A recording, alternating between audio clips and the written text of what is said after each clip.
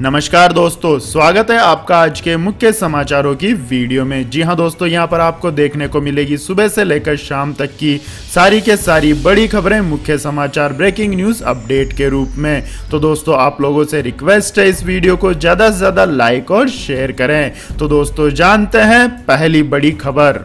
अमरिंदर सिंह ने किया गांधी परिवार का समर्थन, बोले सोनिया गांधी के बाद राहुल गांधी को बनना चाहिए प्रमुख। जी हां दोस्तों, कांग्रेस की कमान दोबारा पूर्ण रूप से सोनिया गांधी के हाथों में आने के बाद पार्टी में बदलाव को लेकर चर्चा हो रही है। हालात ये है कि इस मुद्दे पर कांग्रेस दो हिस्सों में बटी हुई नजर आ रही है।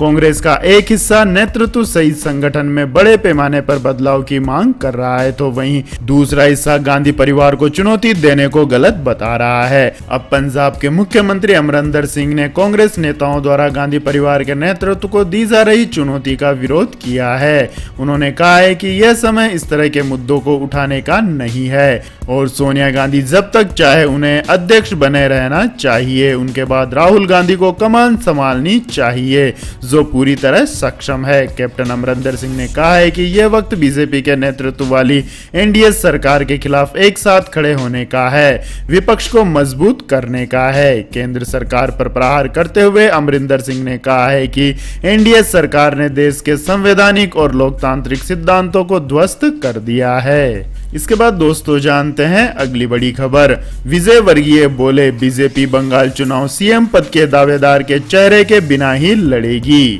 जी हां दोस्तों, भारतीय जनता पार्टी पश्चिम बंगाल में विधानसभा चुनाव के लिए किसी को मुख्यमंत्री के चेहरे के तौर पर पेश नहीं करेगी और तृणमूल कांग्रेस के खिलाफ लड़ाई के लिए उसे प्रधानमंत्री नरेंद्र मोदी के विकास के दाव पर भरोसा है। बंगाल के लिए पार्टी के रणनीतिकार कैलाश विजयवर्गीय ने रविवार को यह जानकारी दी है। उन्होंने रविवार को कहा है कि सत्ता में आने के बाद भगवा दल अपने मुख्यमंत्री का चुनाव करेगा। उन्होंने कहा है कि अभी हमारा लक्ष्य 294 सदस्य विधानसभा में 220 से 230 सीटें जीतने का है। हम अपना लक्ष्य हासिल करेंगे जैसा हमने लोकसभा चुनाव में किया था। मुख्यमंत्री के चेहरे के तौर पर किसी को पेश करना कोई मुद्दा नहीं है। इसके बाद दोस्तों, रुक करते हैं अगली बड़ी खबर का। केजरीवाल का बड़ा ऐलान, अब व्यापारियों के लिए सरकार लॉन्च करेगी ऑनलाइन दिल्ली बाजार वेबसाइट। जी हां दोस्तों, दिल्ली के सीएम अरविंद केजरीवाल ने कहा है कि दिल्ली के व्यापारियों के लिए दिल्ली सरकार लॉन्च करेगी ऑनलाइन दिल्ली बाजार वेबसाइट। केजरीवाल ने कहा है कि पूरी दुनिया जान सकेगी कि दिल्ली में क्या माल बनता है या बिकता है। दिल्ली के मार्केट अंतर्राष्ट्रीय मानकों के होने चाहिए। हमने चांदनी चौक का ट्रायल आधार पर पुनर्विकास किया है। इसी तर्ज पर बाकी मार्केट और दिल्ली की सभी सड़कों को भी खूबसूरत बनाएंगे। दिल्ली की अर्थव्यवस्था को गति देने के लिए दिल्ली सरकार ने डीजल के दाम कम किए हैं और रोजगार बाजार पोर्टल शुरू करने के साथ कई सारे कदम उठाए हैं। दिल्ली में सार्वजनिक परिवहन की समस्या को खत्म करने के लिए हम केंद्र सरकार से लगातार बात कर रहे हैं और उम्मीद है कि केंद्र सरकार जल्द ही मेट्रो शुरू करने की अनुमति देगी। इसके बाद दोस्तों, जानते हैं अगली बड़ी खबर। एक्स सीजेआई रंजन गोगोई हो सकते हैं असम चुनाव में भाजपा के सीएम कैंडिडेट। अयोध्या जमीन विवाद पर दिया था फैसला। जी हां दोस्तों, कांग्रेस के वरिष्ठ नेता तरुण गोगोई ने दावा किया है कि अयोध्या जमीन विवाद समेत विभिन्न अहम मामलों में फैसले सुनाने वाले पीठों की अगुवाई कर चुके पूर्व प्रधान न्यायाधीश रंजन गोगोई अगले साल असम विधानसभा चुनाव में भाजपा के मुख्यमंत्री पद के उम्मीदवार हो सकते हैं। हालांकि भाजपा ने रंजन गोगोई के संबंध में 3 बार मुख्यमंत्री रह चुके तरुण गोगोई के दावों का खंडन किया है। रंजन गोगोई को मार्च में सरकार ने राज्यसभा के लिए नामित किया था। तरुण गोगोई ने कहा है कि यदि पूर्व प्रधान न्यायाधीश राज्यसभा जा सकते हैं तो वह असम में भाजपा के अगले मुख्यमंत्री पद के उम्मीदवार के लिए भी राजी हो सकते हैं। इसके बाद दोस्तों, रुक करते हैं अगली बड़ी खबर का। मुद्रा लोन नहीं मिल रहा है तो इन नंबरों पर करें शिकायत। एसबीआई दे रहा है 59 मिनट में 10 लाख रुपए तक का कर्ज। जी हां दोस्तों, प्रधानमंत्री मुद्रा योजना प्रधानमंत्री के द्वारा 8 अप्रैल 2015 को नॉन कॉर्पोरेट नॉन फर्म लघु एवं सूक्ष्म उद्योगों के लिए 10 लाख रुपए तक का ऋण प्रदान करने के लिए प्रारंभ की गई योजना है। मुद्रा योजना micro unit development refinance agency का संक्षिप्त रूप है। अगर आप अपने कारोबार का विस्तार करना चाहते हैं तो इस योजना के तहत बैंक से 10 लाख रुपए तक का लोन ले सकते हैं। एसबीआई तो इस योजना के तहत छोटे कारोबारियों के लिए 59 मिनट में 10,000 रुपए से लेकर 10 लाख रुपए तक के लोन दे रहा है। यह योजना सभी बैंकों में लागू है और अगर कोई बैंक आपको लोन नहीं दे रहा है तो डिस्क्रिप्शन में दिए गए नंबरों पे आप इसकी शिकायत कर सकते हैं। इसके बाद दोस्तों जानते हैं अगली बड़ी खबर। लेकिन दोस्तों अगली खबर जानने से पहले आप लोगों से गुजारिश है कि इस वीडियो में दिखाई गई खबरें अगर आपको पसंद आई हो तो इस वीडियो को लाइक करें, कमेंट करें और हमारे चैनल को सब्सक्राइब करें। तो दोस्तों जानते हैं अगली बड़ी खबर। रेहड़ी पटरी वालों के ऋण के लिए मोबाइल ऐप जारी, प्रधानमंत्री स्वनिधि योजना के तहत मिली सुविधा। जी हां दोस्तों, राज्य शहरी विकास मंत्रियों के साथ बातचीत के दौरान यह भी फैसला लिया गया है कि आवासन एवं शहरी कार्य मंत्रालय प्रधानमंत्री स्वनिधि योजना के लाभार्थियों का एक संपूर्ण सामाजिक आर्थिक डेटाबेस तैयार करेगा। इसका उद्देश्य उन्हें प्रधानमंत्री आवास योजना, आयुष्मान भारत, उज्ज्वला योजना, जनधन योजना और दीनदयाल अंत्योदय योजना, राष्ट्रीय शहरी आजीविका मिशन जैसी अन्य योजनाओं का भी लाभ पहुंचाना है। बयान में कहा गया है कि आवासन एवं शहरी कार्य मंत्री पुरी ने राज्यों और केंद्र शासित प्रदेशों से इस बारे में राय ली और उनसे तथा संबंधित अधिकारियों से मुख्य हितधारकों के साथ बैठक करने को कहा है ताकि प्रधानमंत्री स्ट्रीट वेंडर्स आत्मनिर्भर निधि योजना का सफल क्रियान्वयन सुनिश्चित हो सके। प्रधानमंत्री स्वनिधि योजना के तहत रेहड़ी पटरी वाले विक्रेता 10,000 रुपए की कार्यशील पूंजी ऋण प्राप्त कर सकते, जिसे उन्हें एक साल में मासिक किस्तों में लौटाना होगा। और इस अवसर पर मंत्री ने शहरी स्थानीय निकायों के पदाधिकारियों के लिए एक मोबाइल ऐप भी पेश किया है। इस ऐप का उद्देश्य रेहड़ी पटरी वाले विक्रेताओं के ऋण आवेदन को आगे बढ़ाने के लिए उपयोगकर्ता अनुकूल डिजिटल मंच उपलब्ध कराना है। इसके बाद दोस्तों जानते हैं अगली बड़ी खबर। इंग्लैंड में एक साथ नहीं जुट सकेंगे 3 से ज्यादा लोग, मास्क नहीं लगाने और पार्टी करने पर लगेगा जुर्माना। जी हां दोस्तों, दुनिया में इस महामारी के संक्रमण के अब तक 2,33,77,806 मामले सामने आ चुके हैं। इसमें से 1,59,04,288 मरीज ठीक भी हो चुके हैं, जबकि 8,08,588 की मौत हो चुकी है। विश्व स्वास्थ्य संगठन ने मास्क पहनने के लिए नई गाइडलाइन जारी की है। ब्रिटेन पुलिस ने इंग्लैंड में एक साथ 30 से ज्यादा लोगों के साथ किसी भी तरह की पार्टी या प्रोग्राम ऑर्गेनाइज करने वालों पर 10,000 पाउंड करीब 1 लाख रुपए का जुर्माना लगाने का फैसला किया है। जो लोग ऐसे कार्यक्रमों में शामिल होंगे या मास्क नहीं लगाएंगे उनसे जुर्माने के तौर पर 100 पाउंड करीब 10,000 रुपए वसूले जाएंगे। हर बार नियम को तोड़ने पर जुर्माना 2 गुना बढ़ा दिया जाएगा। हालांकि स्कॉटलैंड, वेल्स और आयरलैंड राज्य 30 से ज्यादा लोगों के एक जगह पर जुटने से रोकने के लिए अपने नियम बना रहा है। इसके बाद दोस्तों जानते हैं अगली बड़ी खबर। अमेरिका अब चीन के साथ नहीं करेगा व्यापार, बोले डोनाल्ड ट्रंप। जी हां दोस्तों, अमेरिकी राष्ट्रपति डोनाल्ड ट्रंप ने रविवार को प्रसारित एक फॉक्स न्यूज साक्षात्कार में अमेरिकी अर्थव्यवस्था को चीन से अलग करने की संभावनाओं पर चर्चा की है। गौरतलब है कि चीन अमेरिकी वस्तुओं का एक प्रमुख खरीदार है। ट्रंप ने शुरू में साक्षात्कार स्टीव हिल्टन से कहा कि हमें चीन के साथ व्यापार नहीं करना है और फिर बाद में अलग होने की बात करने लगे। उन्होंने कहा है कि अगर चीन अमेरिका के साथ सही व्यवहार नहीं करता है तो वे निश्चित रूप से अमेरिकी अर्थव्यवस्था को अलग करने की कोशिश करेंगे। जनवरी में आंशिक फेज 1 व्यापार सौदे पर पहुंचने से पहले ही ट्रंप ने चीन के साथ एक उच्च दाव व्यापार शुरू कर लिया है। इसके बाद दोस्तों जानते हैं अगली बड़ी खबर। भारत से डरा पाकिस्तान, चीन की मदद से जुटा रहा है हथियारों का जखीरा।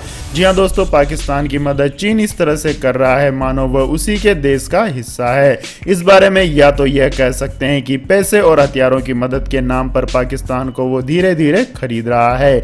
ये चीन की पुरानी फितरत है, लेकिन पाकिस्तान है कि इस चाल को समझे बिना ही चीन के हाथों बिक रहा है। यह भी कह सकते हैं कि पाकिस्तान और चीन के बीच मानो इस तरह का करार हुआ है। पाकिस्तान अपनी सैन्य ताकत को भारत से मुकाबला कराने को ही बढ़ा रहा है, जो कि चीन को भी पता है। दोनों देशों के बीच सैन्य सहयोग इस वक्त चरम पर है।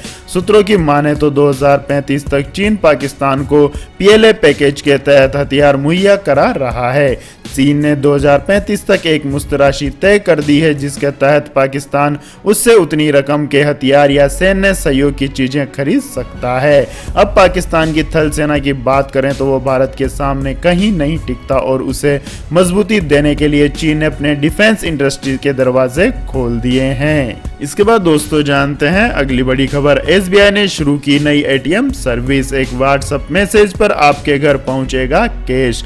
जी हां दोस्तों, इस महामारी के बीच स्टेट बैंक ऑफ इंडिया ने अपने ग्राहकों के लिए नए एटीएम सर्विस शुरू की है। इसके तहत आपको एसबीआई को व्हाट्सएप मैसेज या कॉल करनी है और एक मोबाइल एटीएम आपकी बताई लोकेशन पर पहुंच जाएगा। एसबीआई ने इसे डोर स्टेप एटीएम सर्विस नाम दिया है। देश के सबसे बड़े बैंक ने यह सुविधा अपने ग्राहकों को इस वायरस से बचाए रखने और सोशल डिस्टेंसिंग को बरकरार रखने के लिए शुरू की है। इसके बाद दोस्तों जानते हैं आज के मौसम अपडेट्स। तो दोस्तों आज दक्षिण पश्चिमी मध्य प्रदेश, दक्षिणी राजस्थान और गुजरात में कई जगहों पर हल्की से मध्यम जबकि कुछ स्थानों पर भारी बारिश जारी रह सकती है। वहीं कोंकण, गोवा, तटीय कर्नाटक, आंध्र प्रदेश, दक्षिणी आंतरिक कर्नाटक, तमिलनाडु के कुछ हिस्सों, तेलंगाना, उड़ीसा, पश्चिम बंगाल, छत्तीसगढ़, पूर्वी मध्य प्रदेश, पूर्वोत्तर भारत और बिहार में कुछ स्थानों पर हल्की से मध्यम बारिश के आसार हैं। इसी के साथ दोस्तों उत्तर प्रदेश के पूर्वी और मध्य भागों, उत्तराखंड के कुछ हिस्सों और हिमाचल प्रदेश में भी कुछ स्थानों पर मानसूनी वर्षा जारी रहने की संभावना है।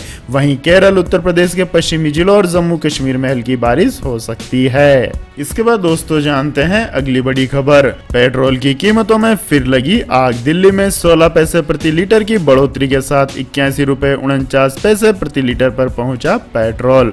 जी हां दोस्तों, पेट्रोल की कीमतों में लगी आग थमने का नाम नहीं ले रही है। आज फिर सरकारी तेल कंपनियों ने पेट्रोल के दामों में बढ़ोतरी की है, जिससे देश की राजधानी दिल्ली में पेट्रोल 14 पैसे प्रति लीटर महंगा हो गया है। और इस बढ़ोतरी के साथ दिल्ली में पेट्रोल की कीमत 81 रुपए 49 पैसे प्रति लीटर हो गई है। हालांकि आज भी डीजल की कीमतों में कोई बढ़ोतरी नहीं की है, जिससे डीजल अपने पूर्ववर्ती दाम 73 रुपए 56 पैसे प्रति लीटर पर ही बना हुआ है। इसके बाद दोस्तों जानते हैं अगली बड़ी खबर। इंडियन रेलवे ने बेटिकट यात्रियों से वसूले 561 करोड़ रुपए। जी हां दोस्तों, भारतीय रेलवे ने साल 2019-20 के दौरान बिना टिकट यात्रा करने वाले यात्रियों से 561.73 करोड़ रुपए का जुर्माना वसूल कर मोटी कमाई की है।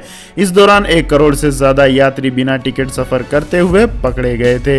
इससे पिछले साल यानी 2018-19 में रेलवे ने जुर्माने से 530.06 करोड़ रुपए कमाए थे। मध्य प्रदेश के एक्टिविस्ट चंद्रशेखर गौड के आरटीआई आवेदन पर रेलवे ने बताया है कि 2016 से 2020 के बीच रेलवे ने बिना टिकट यात्राओं पर लगाए गए जुर्माने के जरिए 1938 करोड़ रुपए की कमाई की है। यानी 2016 के बाद जुर्माना वसूलने में 38.57% की बढ़ोतरी हुई है। इसके बाद दोस्तों रुक करते हैं अगली बड़ी खबर का। टिकटॉक बैन के खिलाफ अमेरिकी राष्ट्रपति डोनाल्ड ट्रंप पर चलाएगा मुकदमा।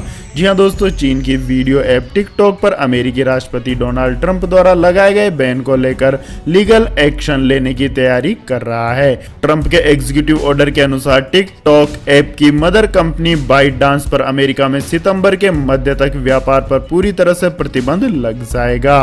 वाशिंगटन के अधिकारी इस बात को लेकर चिंतित है कि कंपनी अमेरिकी टिकटॉक ग्राहकों का डेटा चीन सरकार को बेचती है। हालांकि बाइटडांस ने ऐसा करने से साफ मना कर दिया है। इस शॉर्ट वीडियो ऐप के अमेरिका में 8 करोड़ एक्टिव यूजर्स हैं। टिकटॉक का कहना है कि हमने ट्रंप के प्रशासन के साथ लगभग 1 साल तक जुड़ने की कोशिश की है, लेकिन इसके लिए उचित प्रक्रिया की कमी का सामना करना पड़ा है और उनका प्रशासन तथ्यों पर ध्यान नहीं देता है। इसके बाद दोस्तों जानते हैं अगली बड़ी खबर। भ्रष्टाचार के आरोपों से घिरे बेंजामिन नेतन्याहू को इजराइल के पीएम पद से हटाने की मांग। जी हां दोस्तों, इजराइल के प्रधानमंत्री बेंजामिन नेतन्याहू के विरोध में देश भर में लंबे समय से प्रदर्शन चल रहे हैं और हजारों की संख्या में प्रदर्शनकारी 22 अगस्त को प्रधानमंत्री के आधिकारिक आवास के बाहर इकट्ठा हुए और विरोध प्रदर्शन किया।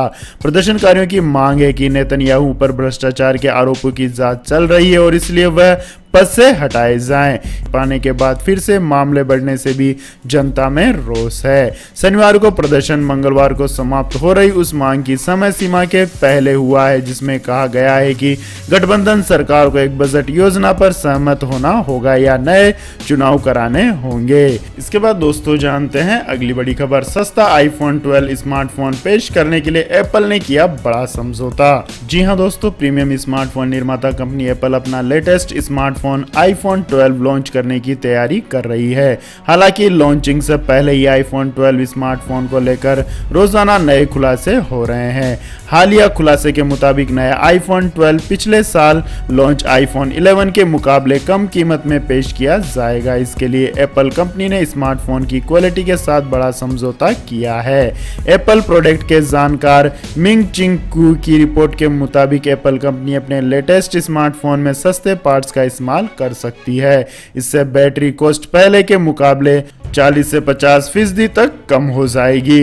उन्होंने बताया कि आईफोन 12 5G की प्रोडक्शन कॉस्ट कम करने के लिए कंपनी ने सस्ती बैटरी टेक्नोलॉजी इस्तेमाल की है। तो यह थी दोस्तों आज की सभी महत्वपूर्ण बड़ी खबरें। तो दोस्तों आपको हमारा ये वीडियो कैसा लगा कमेंट करके ज़रूर बताएं और हमारे इस वीडियो को अधिक से अधिक लाइक और शेयर करें। साथ ही हमारे चैनल को सब्सक्राइब करके बेल आइकन का बटन भी दबा लें। धन्यवाद। जय हिंद, जय भारत, वंदे मातरम।